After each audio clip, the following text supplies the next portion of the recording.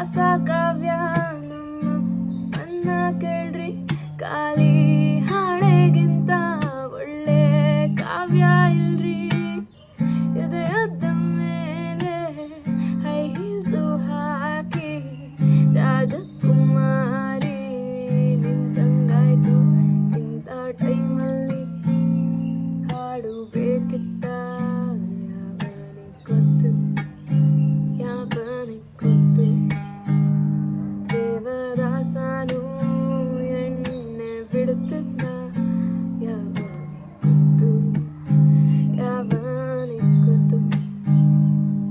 ಕನಸಲ್ಲಿ ಯಾಕೋ ಯಾವುದು ಸಾಲಲ್ಲ, ಓಡಾನ ಮುದ್ದು ಮಾಡೋಕ್ಕಾಗಲ್ಲ. ಚಿಟ್ಟೆಗೆ ಚಡ್ಡಿ ಹಾಕೋಕ್ಕಾಗಲ್ಲ.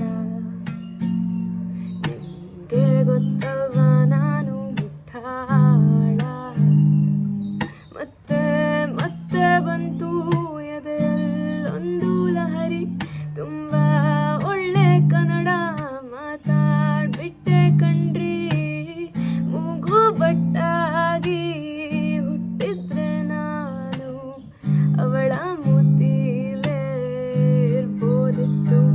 ಇಂಥ ಟೈಮಲ್ಲಿ ಹಾಡು ಬೇಕಿತ್ತ,